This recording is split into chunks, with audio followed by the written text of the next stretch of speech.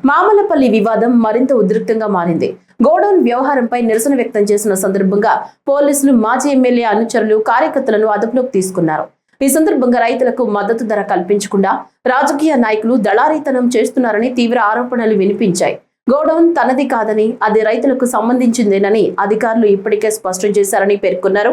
అయినప్పటికీ రాజకీయ కక్షతో కేసులు పెడుతున్నారని ఆరోపిస్తూ వైఎస్ఆర్ కాంగ్రెస్ పార్టీ నేతలు ప్రభుత్వంపై మండిపడ్డారు. నిర్ద్వందంగా పోలీసులు లాగి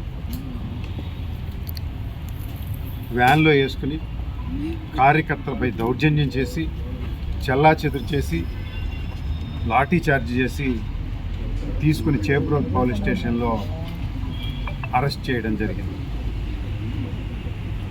అయితే గత 25వ తారీఖున ఇదే కలెక్టరేట్ ఆపోజిట్లో ధర్నా చౌక్లో ఎవరికి ప్రజానీకానికి ఇబ్బంది లేకుండా సిస్టమేటిక్గా ఒక భారీ ధర్నా చేయడం జరిగింది.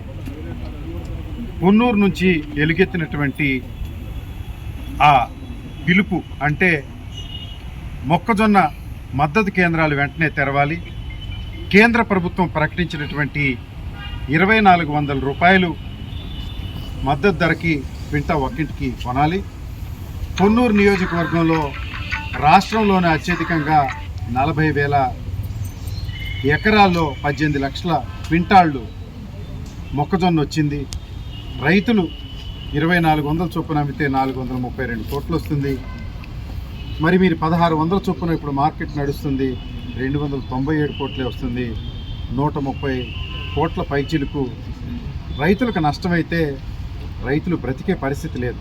గతంలో జగన్మోహన్ రెడ్డి గారు అధికారంలో ఉన్నప్పుడు 4 సంవత్సరాల పాటు నిర్విఘ్నంగా 2400 రూపాయలకి వారు కొన్నటువంటి దాఖలాలు ఉన్నాయి.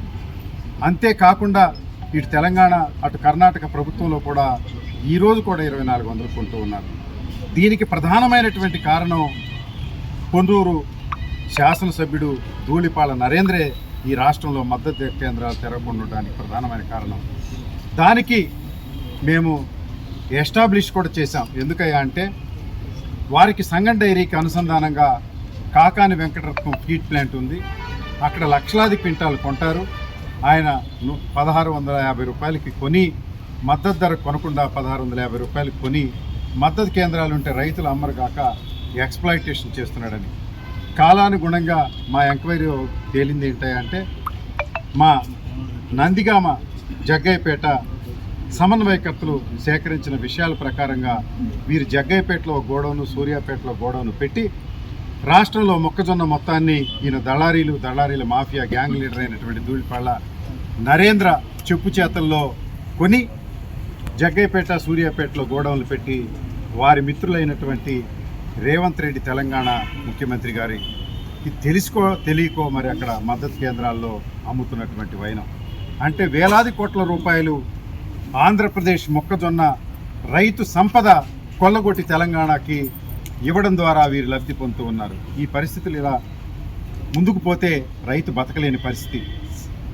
ఇది ప్రధానమైనటువంటి ఈ విషయం ఏనుగు తల్లాగా మరి పొన్నూరు నియోజకవర్గంలో అత్యధికంగా ఈల్డ్ రావడం, మరి అత్యధికంగా రాష్ట్రంలో పండించడం వల్ల అక్కడి నుంచి గొంతెత్తి చాటడం, అదేవిధంగా జిల్లా వైఎస్ఆర్ కాంగ్రెస్ పార్టీ అదేవిధంగా రాష్ట్ర వైఎస్ఆర్ కాంగ్రెస్ పార్టీ దీనికి మద్దతు తెలియజేయడం, ఈ ఉద్యమాన్ని అంటే 25వ తారీఖున ధర్నా జరిగితే 5వ తారీఖున మామళ్ళపల్లిలో నా ఇంటి పక్కన ఒక గోడౌన్ ఉందని, ఆ గోడౌన్లో నేను నిల్వ చేశానని వారు ప్రత్యారోపణ చేస్తూ నేనే మొక్కజొన్న బ్రోకర్నని, దాన్ని తెలుగుదేశం గూండాలు 31 మంది వచ్చి 200 మంది వస్తే 31 మీద కేసు కూడా ఫైల్ అయింది. దాన్ని పగలగొట్టి వారు కారులో తీసుకొచ్చినటువంటి వైఎస్ఆర్ కాంగ్రెస్ పార్టీ జెండాలు బస్తా నుంచి తీసి వాటి మీద జల్లి ఇది అంబటి మురళీకృష్ణ గోడౌను, ఈ అంబటి మురళీకృష్ణే మొక్కజొన్న దళారి అని వారందరూ చెప్పడం మీడియా సాక్షిగా మీ అందరికీ తెలిసినటువంటి విషయం.